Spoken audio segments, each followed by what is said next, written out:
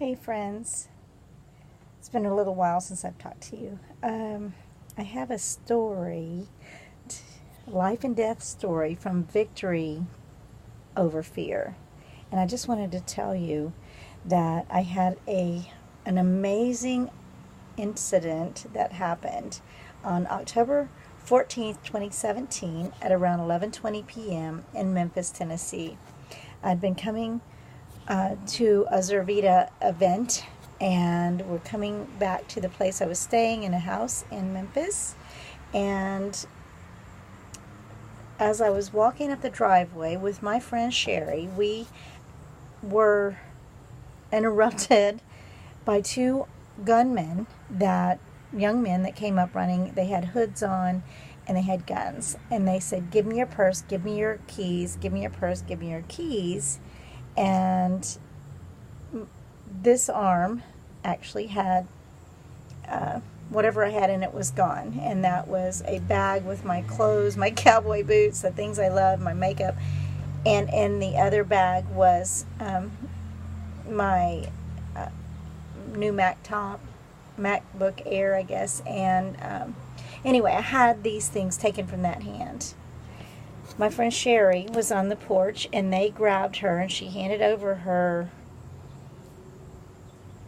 backpack. It had everything in it. And she had been paid some cash, and her debit card, her cell phone, everything was taken at that point. I'm standing there, and they've taken my things out of my right hand, but my left hand had my purse. I had my purse, my cell phone, my keys, and they kept saying, "Give me your purse, give me your keys, give me your purse, give me your keys," and dragging my clothes. And something happened that caused me to be in zero fear. And I spoke. I looked past them and I spoke. "You need love." These two young men turned around and ran. They ran back to their car. They got in their car. They fired their shot. It was a 9mm. They found it. The police ultimately found a shell. And so I was held up in gunpoint. Let me just tell you what happened. And I'm balancing my pad here, but let me just tell you what happened. I had my purse in a death grip with my phone and my keys. And I said, they had a gun 6 inches to my head. And I said, "You need love." And they ran. And the message is, dark cannot enter light. It cannot disrupt light. I had a gun to my head. I held onto my purse, my phone, and my keys. And I said, "You need love." Now, as you may know or not know, I've been saying that for a long time. Stand in your authority. Stand in your purpose. Stand in your intention. Stand in your God-given authority of who you are, because you can do all things. I believe that the easy little old lady target that they thought they had totally was confused.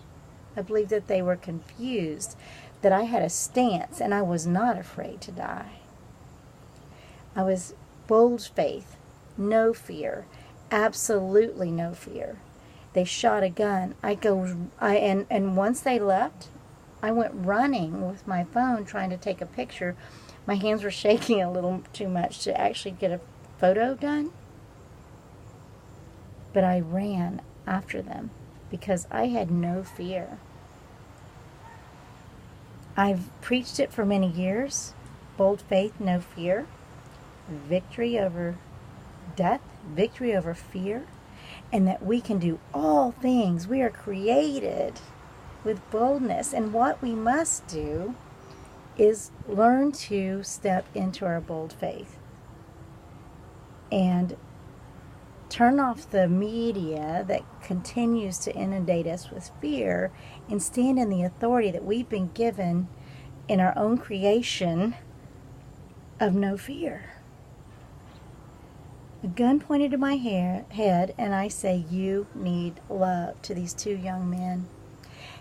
And the neighborhood comes out a little bit later, and the police are there, and they're going, "What happened?" And they said, "Oh, well, you're in Memphis, so you got to expect this." And I said, "Stop speaking death over your community. Why are you doing that? Speak life." I said, "I'm sending those two young men unconditional love because the system has sold them out. Truly sold them out." I'm sitting on the back porch of my lovely sister in Dixon, Tennessee. She's got a lovely view, but it's a cemetery in the back. And I'm sitting here. I have victory over death. I chose it. I choose it. I choose life over death. I don't speak the words of death. So I encourage you to not do that, to just totally stand in your authority of who you're created to be all you're called to be. I didn't intend to have that as a test, right? But I will just parenthesize, ironically, a few days before that, as I'm creating my new mentorship program, I named it Charla's Outrageously Courageous Life System. So now I have evidence that I am outrageously courageous. Didn't want it, didn't expect it. It was a shock. The physical aspect of trying to replace my computer and my boots and my clothes and the things that I had in my other hand. And my friend Sherry, who lost everything, her cell phone and the cash she had and her keys to her car and all those things. We win. We have victory over the fear. I encourage you to consider who you are. If you know in your heart that you have no fear, it changes everything. And I promise you that I can help you with that. Charla's Outrageously Courageous Life System, based on the acronym of beliefs, and I'll post that later.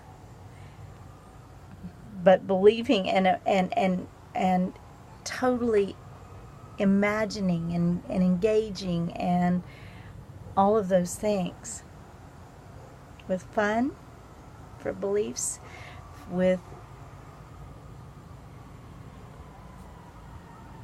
supernatural expectations.